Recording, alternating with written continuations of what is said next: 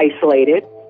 Where I am is this place where the people are older, you know what I'm saying? They are in their 90s and their 80s. I eat lunch and dinner in my bedroom. I don't eat out there with the people that live here just because it's so goddamn depressing. There's a bathroom, there's a closet, and the TV, which was purchased by me through the Guardian person. Now, I am not allowed to go out. I can call you, but you can't call me. I have not, listen, I've asked the Guardian person for an iPad since years, it seems like, but an iPad.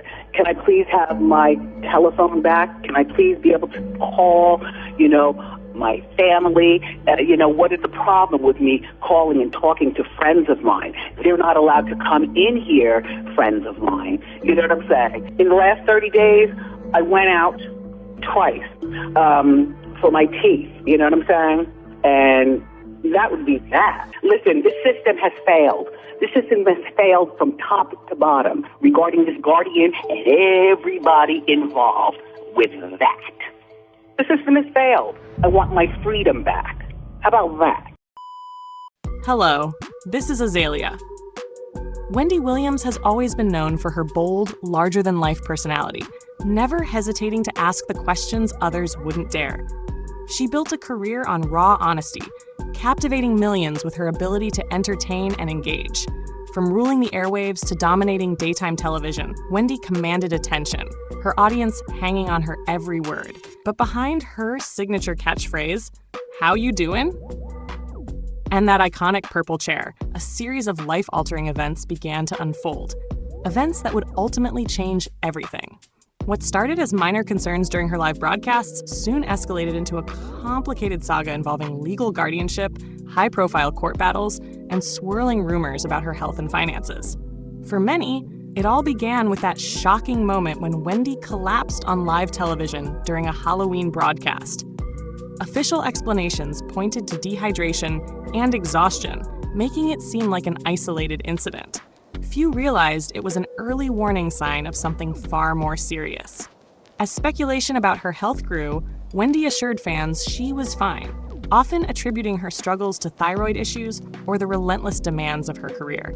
But in light of recent revelations, those moments now appear to have been early signals of a much deeper crisis. Recent court filings have painted a stark and troubling picture of Wendy Williams' condition.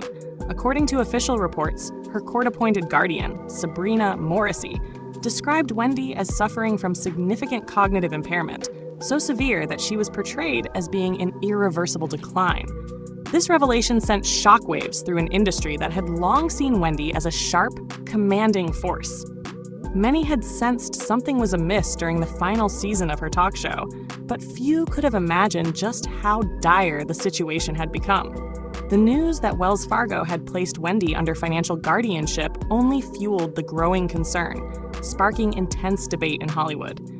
How could a woman who had built an empire, someone who had achieved such tremendous success, suddenly lose control over her personal and financial affairs?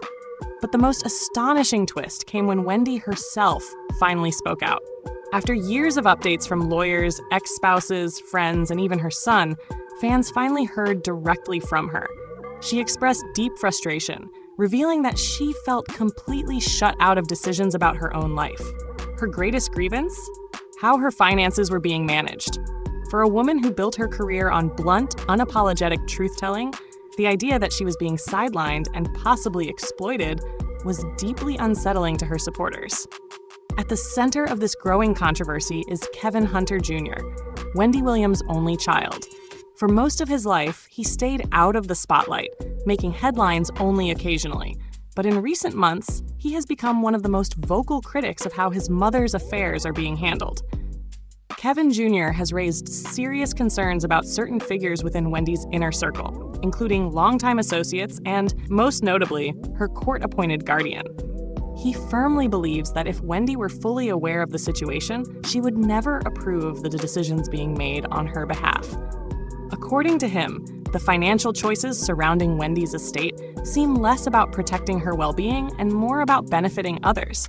He has expressed frustration over what he sees as an effort to control her assets rather than safeguard her future. To truly understand how Wendy reached this point, one must examine her tumultuous relationship with her ex-husband, Kevin Hunter Sr.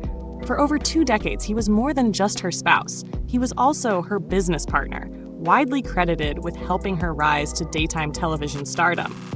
At one time, they appeared to be an unstoppable team. But their empire began to crumble when reports of Kevin Sr.'s long-term infidelity surfaced, revealing that he had been leading a secret life, allegedly funded by Wendy's own wealth. The scandal became one of Hollywood's biggest tabloid sensations. Despite the deep betrayal, Wendy initially focused on preserving her career. However, the emotional and physical toll soon became evident. When their divorce was finalized, Kevin Sr. was awarded financial support far beyond standard spousal payments, reflecting Wendy's immense success. For a while, it seemed they had reached an agreement that allowed her to move forward. But when her alimony payments allegedly stopped, reportedly due to the cancellation of her show, Kevin Sr. took her back to court, claiming he could no longer cover his daily expenses, including household bills and homeowners association fees. Public sympathy quickly faded. Social media erupted with outrage, with many questioning how he could demand more money from a woman struggling with severe health issues. Then came an even more alarming twist. Kevin Hunter Sr. attempted to contest their divorce settlement. He claimed there were discrepancies in Wendy's reported finances, suggesting that her actual net worth was far higher than what had been disclosed.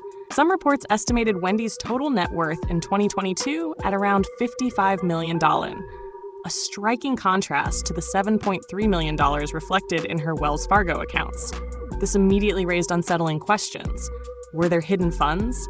Had her money been mismanaged? Adding to the complexity, Wendy herself began speaking out about feeling betrayed by the guardianship arrangement. She questioned why she no longer had access to her own wealth, accused those around her of withholding money, and admitted she had no idea where a significant portion of her finances had gone. For someone as outspoken as Wendy, the idea that she felt silenced, unable to even manage her own bank accounts, was deeply unsettling. Wendy's case sparked comparisons to other high-profile guardianships and conservatorships, reigniting concerns about how individuals with immense wealth can suddenly lose control over their own lives. While every situation is unique, the patterns were eerily familiar. A once powerful public figure, now at the mercy of court-appointed overseers. The lingering question remained, were these guardianships truly acting in Wendy's best interest, or was something more insidious at play? Despite the uncertainty, one thing has remained constant: Wendy's resilience.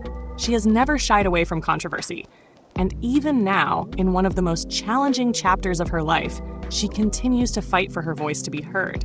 Her supporters remain hopeful that she will regain her independence, reclaim her career, and one day return to doing what she does best, speaking her truth. And if anyone can stage a comeback, it's Wendy Williams.